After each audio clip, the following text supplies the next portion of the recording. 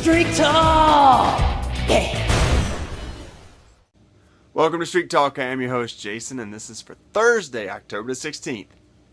NFL Thursday Night Football. So far this year, every game but one has been terrible, really poorly played games.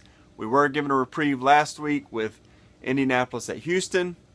It did look like a blowout early on because Indianapolis was up 24-0 in the first quarter. Somehow Houston made it a game before finally choking it away. This week, New England Patriots hosting the New York Jets. Division rivalry.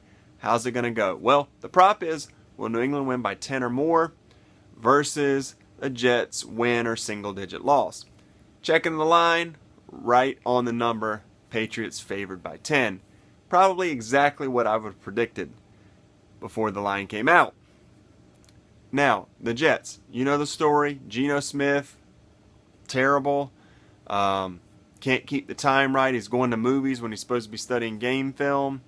The Jets seem like they're in utter disarray. Rex Ryan really coaching for his job. So, not a lot of positives to say about him. Meanwhile, on the other side, New England got blown out on Monday Night Football. Everyone kicked dirt on them, dug their grave. That's when they respond. That's when they're at their best. They followed that up by beating previously unbeaten Cincinnati at home, blowing them out, and then going into a very tough environment in Buffalo and destroying the Bills as well. So, where do we sort of come down on this? Well, let's just take a quick look at computer simulations. They're sort of straddling the fence as well. I saw one computer simulation had the Patriots winning by 9, one by 13, one by 14, and one by 7. So 2 in the single digits, 2 in double digits. Classic. Now, New England, against the pass this year, ranked 3rd in the NFL, only giving up 208.5 yards per game. Against the rush, 14th. Meanwhile, Jets still have a relatively good defense. They have been getting gashed the last couple weeks, not played as well as they did earlier in the year. Against the pass, they're ranked 15th, giving up 235 a game. And against the rush, they're ranked 8th, 92.2 yards a game. So those two teams seem about equal as far as stats go in yards per game. Injuries going to play a big part in this game. On the Jets side, they lost one of their better corners, D. Milliner, for the year. They also lost their offensive lineman, Brian Winters. On the Pat side, they also lose one of their offensive stars, Stephen Ridley, starting running back, and probably the most significant loss for them, starting linebacker Gerard Mayo. Now, also, there's rumors Tom Brady's injured. His ankle is giving him problems. Ed Werder's on the scene every 5 seconds, giving us some update about his injury.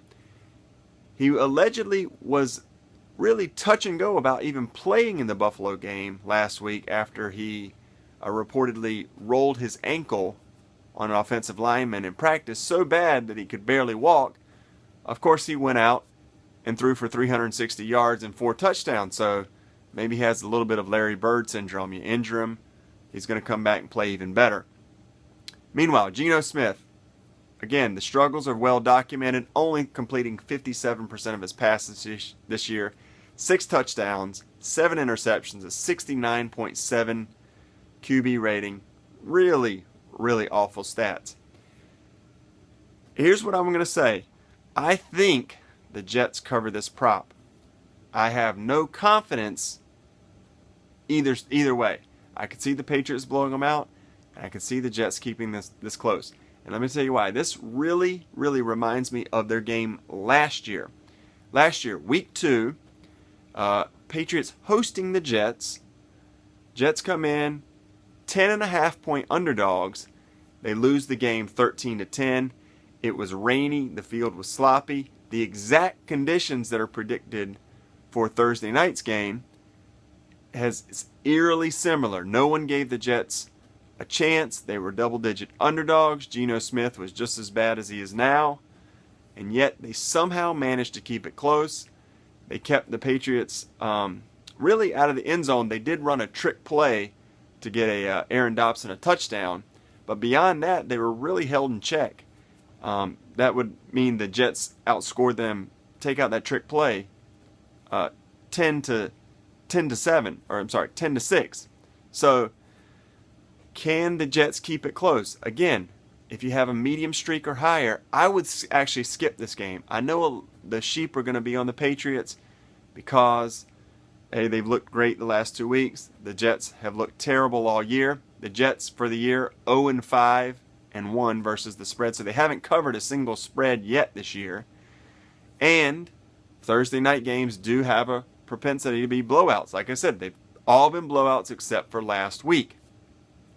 One small betting note, the over is 6-0 this year. Just to keep that in mind. Is it time to fade it? I don't know. So for me, New England, I think they can replace Ridley. Mayo's going to be a tougher pill to swallow. The Jets, how do they replace Milner and their offensive linemen? I think they run Smith a little bit more. I think they try and get Chris Ivory going, try and get the ground game going. I think they keep it within 10 points. I don't necessarily think that they're going to win the game. It's a short week. It's going to be tough. But I think they keep it within 10 points. But I have very little confidence in it. For me, unless you're a monthly player, of course, if you're monthly, you're probably not picking this anyway, or you have a low streak or you're on a losing streak, in that case, yes, roll the dice whichever way you want. For me, even medium streaks, I wouldn't risk on this game. So it's Jets for the uncertain green for me. Hope you guys enjoy it. We'll see you next time on Streak Talk.